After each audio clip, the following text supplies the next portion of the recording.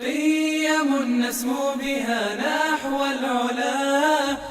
بمناسبة اليوم الوطني للسلامة الطرقية اللي كيصادف 18 فبراير من كل سنة، نظمت جمعية متطوعون بلا حدود قافلة تنشيط تربوي وتحسيسي بمجموعة مدارس ولاد عبدة فرعية ولاد جناني جماعة خميس النقا بمديرية الأسفلية.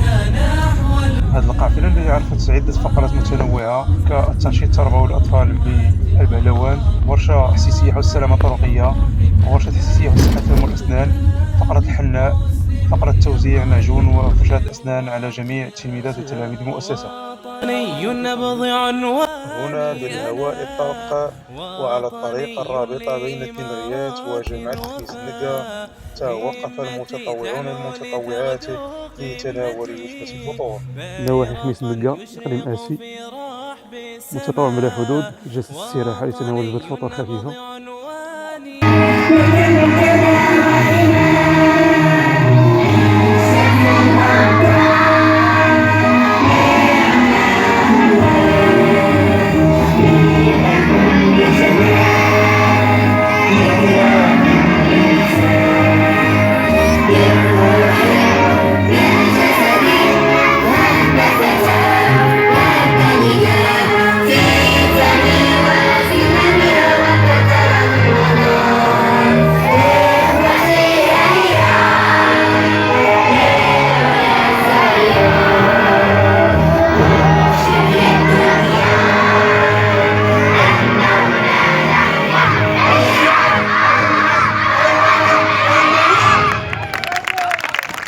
بعدما وقف الجميع تحية للنشيد الوطني بكل فخر واعتزاز، انطلقت فعاليات هذه الصبيحة التربوية بفقرات متنوعة لفائدة الأطفال، من تنشيط البهلوان المحترف المتخصص في هذا المجال أجير زمان علي، بالموازاة مع سير فقرة التنشيط التربوي والترفيهي. كان الإعداد جاري عن قدم وساق للتحضير لفقرة التحسيس حول صحة الفم والأسنان بمساهمة من شركة كولغات بالموليف، الشركة المواطنة التي نتوجه لها بجزيل الشكر والتقدير والامتنان كشركة مواطنة لا تتخلى عن مثل هذه المبادرات. هذه الفقرة نالت استحسان الأطفال والأطر التربوية والإدارية بمدرسة أولاد جناني التي تجندت واستحسنت وتفاءلت خيرا بمثل هذه المبادرات التي استحسنها المنظمون والمشاركون والمستفيدون والمشرفون.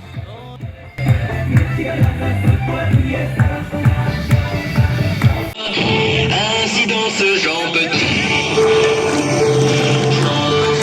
dans ce genre petit.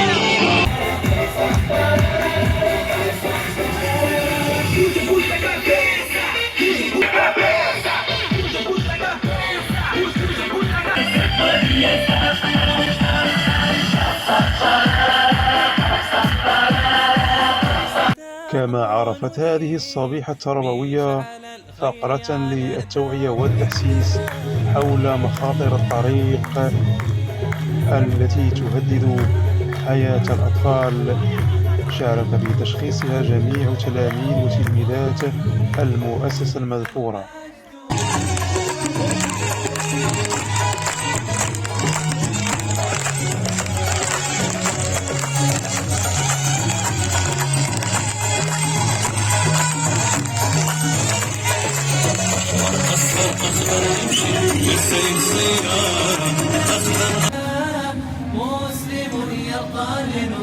ولأن الاهتمام بالطفل وصحته من أولويات جمعية متطوعون بلا حدود، فإنها برمجت فقرة للتحسيس حول سلامة وصحة الفم والأسنان لدى الأطفال، وتوزيع مستلزمات ومعدات النظافة الخاصة بهذه الفقرة، ثم توزيع بعض الحلويات، واختتمت بتوزيع شواهد الشكر والتقدير على جميع التلاميذ والتلميذات دون استثناء، بما فيهم تلاميذ روض الأطفال التابع للمؤسسة.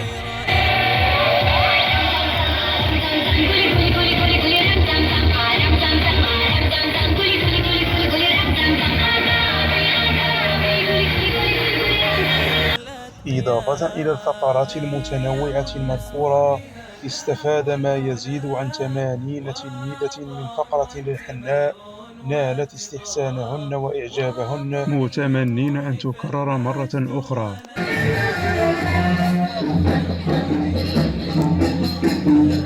وحياة قلبي والأفراح ومنافي وصباح وحياة قلبي والأفراح. فشكرا لكل من ساهم من قريب أو بعيد في إنجاح هذه المبادرة، التي نتمنى أن تكون عند حسن ظن جميع التلميذات والتلاميذ والأطر الإدارية والتعليمية لفرعية ولاد جناني بمجموعة مدارس ولاد عبدة بمديرية عالمي آسفي. رب الأرض فيه